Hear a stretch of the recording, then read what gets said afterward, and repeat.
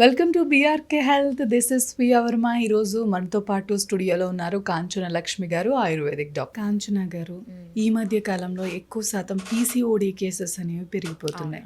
ఆయుర్వేదంలో న్యాచురల్గా క్యూర్ చేసుకునే పద్ధతి ఏమైనా ఉందంటారా? తప్పకుండా ఉందండి. పీసీఓడి అని అంటున్నాం కదా, ఇది చెప్పాలంటే కూడా ఒక లైఫ్ స్టైల్ డిసీజ్ అనే చెప్పొచ్చు. సో పాలిసిస్టిక్ ఓవేరియన్ డిసీజ్ కాస్త మనకు పాలిసిస్టిక్ ఓవేరియన్ సిండ్రోమ్ అని కూడా చెప్పడం జరుగుతుంది. చాలా రకాలటువంటి మనకు సో ఈ లక్షణాలు కావచ్చు, అంటే హార్మోన్ ఇంబ్యాలెన్స్ ఎక్కువగా, ఆండ్రోజన్స్ పెరగడం అంటాం, కొంతమందికి ఫేషియల్ హెయిర్ రావడం, ఇట్లాంటివి కూడా చూస్తూ ఉంటాం. సో వీటన్నిటికి కూడా ఆయుర్వేదంలో మంచి హెర్బ్స్ అనేవి అందుబాటులో ఉన్నాయండి. సో ఇది కాకుండా మనకు థైరాయిడ్ కానివ్వండి, లేదా యూట్రస్కి సంబంధించిన ఇతర వ్యాధులు అనుకోవచ్చు. సో ఇరెగ్యులర్ సైకిల్స్ కావచ్చు, సో మెన్స్ట్రువల్ పెయిన్ కావచ్చు, సో గర్భాశయంలో గడ్డలు లాంటి ఫామ్ కావచ్చు, వీటన్నిటికి కూడా ఉత్తరవస్తి అనే ఒక ప్రత్యేక ప్రక్రియ అవైలబుల్గా ఉంది. సో ఈ ఉత్తర మార్గం ద్వారా ఇవ్వడము అంటాము. అంటే మనకు యూట్రస్లో చిన్న ఇంజెక్షన్ లాగా ఇవ్వడం అనమాట. సో ఇంజెక్షన్ అంటే పెయిన్ఫుల్ కండిషన్ ఉండదు. సో కొంతవరకు మెడికేటెడ్ ఆయిల్ని యూట్రస్కి పంపించడం ద్వారా ఈ కండిషన్స్ని మేము ట్రీట్ చేయడం జరుగుతుంది. ట్యూబల్ బ్లాక్స్ అనుకోవచ్చు. వీటితో పాటుగా ఇంటర్నల్ మెడికేషన్స్, పంచకర్మ థెరపీస్, ఇవన్నీ కూడా ఒక ఎట్లా చెప్పాలంటే ఒక కాంబినేషన్లో ఇవ్వాలి. ఒక హోలిస్టిక్ అప్రోచ్ అనేది ఈ పీసీఓడికి అవసరము. సో ముఖ్యంగా డైట్ మార్చుకోవడం. ఇప్పుడు కొంచెం జంక్ ఫుడ్స్ తీసుకునే వాళ్ళు, సెడెంటరీ లైఫ్ స్టైల్ వీళ్ళకి ఎక్కువగా వస్తుంది. సో కొంత ఫ్యామిలీ హిస్టరీ కూడా ఉంటుంది. సో వీళ్ళందరికీ కూడా కరెక్ట్గా ఎడ్యుకేట్ చేసి మనము చేయగలిగితే సో తప్పకుండా పీసీఓడికి మంచి ట్రీట్మెంట్ ఉంది. అంటే పీసీఓడి వచ్చిందని తెలిసే సిగ్నల్స్ ఏమైనా తెలుస్తాయి? అవునండి. సైకిల్స్ కరెక్ట్గా రాకపోవడము, అంటే ఒకసారి కొంతమందికి స్కాంటీ బ్లీడింగ్ తక్కువైపోవడము, వెయిట్ పెరగడము, ఇన్సులిన్ మామూలుగా రెసిస్టెన్స్ ఉంటుంది, అదొకటి. ఇంకా కొంతమందికి సడన్గా లాంగ్ పీరియడ్ రావడం, ఎక్కువగా బ్లీడింగ్ అయిపోవడము, ఇట్లాంటి కండిషన్స్ అన్నీ కూడా మనం పీసీఓడి కింద మనం తీసుకోవచ్చు.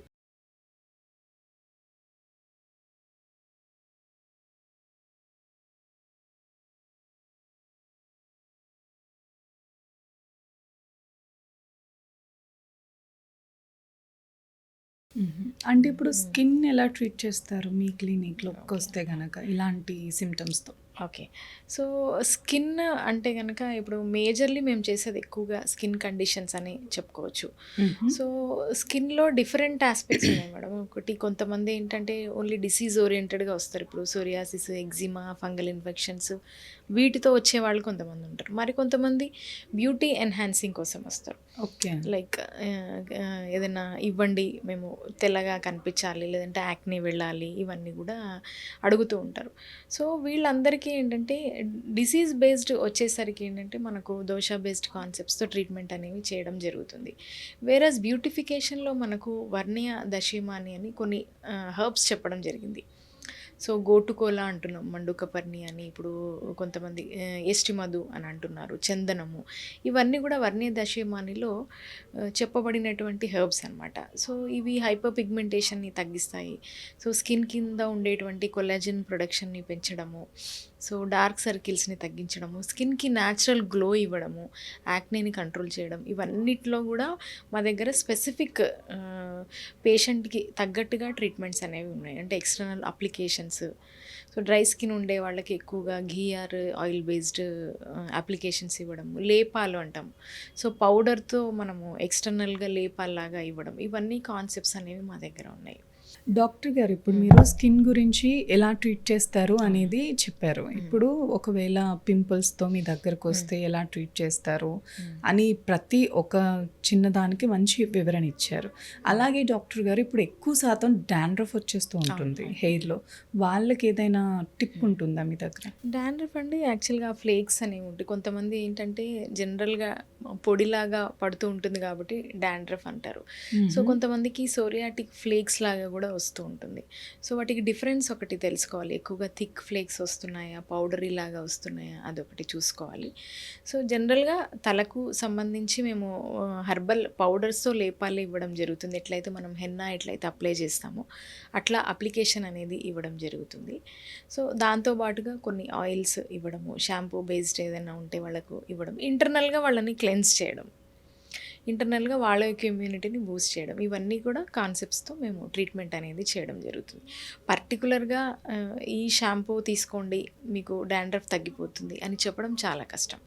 సో ఇదంతా కూడా మనకు ఎవ్రీ ఇండివిజువల్కి ఒక పర్టికులర్ ట్రీట్మెంట్ అనేది ఉంది. వాళ్ళ యొక్క బాడీ తత్వాన్ని బట్టి ట్రీట్మెంట్ ఉంటుంది ఎప్పుడైనా కానివ్వండి. సో ఏదైనా ఒక్క ప్రోడక్ట్, సింగిల్ ప్రోడక్ట్ అందరు పేషెంట్స్కి ఎప్పుడు పనిచేయదు. డాక్టర్ గారు, గ్లూటోథైన్ ఇంజెక్షన్స్ అని వచ్చాయి స్కిన్ గ్లోయింగ్ కోసం. మరి ఆయుర్వేదంలో ఏదైనా గ్లోయింగ్ ట్రీట్మెంట్ ఉందంటారా? మేడం ఒకటి, ఇప్పుడు ఆయుర్వేదం చెప్పేది ఏంటంటే మీరు బ్యూటిఫుల్గా కనిపించాలా, డిసీజ్ ఫ్రీగా కనిపించాలా, అది మీరే డిసైడ్ చేసుకోండి. Disease free. సో బ్యూటిఫుల్ అనేది మనము ఈ బయట నుంచి ఉండేటువంటి ఎన్హాన్సర్స్, గ్లూటథైన్ కానివ్వండి, బోటాక్స్ కానివ్వండి, ఇవన్నీ డిఫరెంట్ టెక్నిక్స్ అన్నీ కూడా ఇవి తాత్కాలికమైనవి. ఇప్పుడు రెండు కావాలంటే డాక్టర్ గారు, బ్యూటిఫుల్గా డిసీజ్లెస్ కావాలంటే ఏం చేయాలి?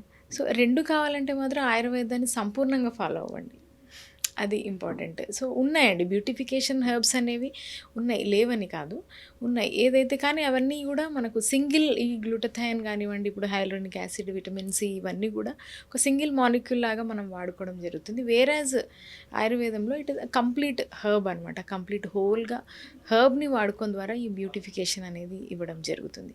ఇప్పుడు కుంకుమాది తైలం అని మీరు వినే ఉంటారు. ఇప్పుడు చాలా పాపులర్ అయినటువంటి ఒక ఆయుర్వేదిక్ ఎక్స్టర్నల్ అప్లికేషన్ అంటున్నాం. సో ఇట్లాంటి అప్లికేషన్స్ వాడుకోవడం ద్వారా మంచి బ్యూటీ అయితే వస్తుంది. అట్లనే ఇప్పుడు మనల్ని వెళ్ళి ఒక మూవీ యాక్టర్తో కంపేర్ చేసుకొని నేను బ్యూటీగా లేను అనుకోవడం అది మంచి పద్ధతి కాదు. ఎందుకంటే వాళ్ళ పర్పస్ వేరు, మన పర్పస్ వేరు. వాళ్ళు ఆన్ స్క్రీన్ ఉంటారు, హెవీ మేకప్తో ఉంటారు, వాళ్ళ ఏజ్ ఇదంతా కూడా చూసుకోవాలి. వాళ్ళతో మనల్ని కంపేర్ చేసుకోవడం కాదు. మనం ఎప్పుడైతే మన ముఖాన్ని అద్దంలో చూసుకుంటామో మనకు సంతోషంగా అనిపిస్తే చాలు. ఇది ఇండివిజువలైజ్డ్ ఉంటుంది బ్యూటీ అనేది. నాట్ దట్ మీరు ఆ పలానా యాక్టర్స్ లాగా కనిపించట్లేదు కాబట్టి మీరు బ్యూటీగా లేరు అనుకోవడం అది మంచిది కాదని నా ఉద్దేశం. థ్యాంక్ యూ కాంచన గారు, నైస్ ఇన్ఫర్మేషన్ ఇచ్చారు. Thank you.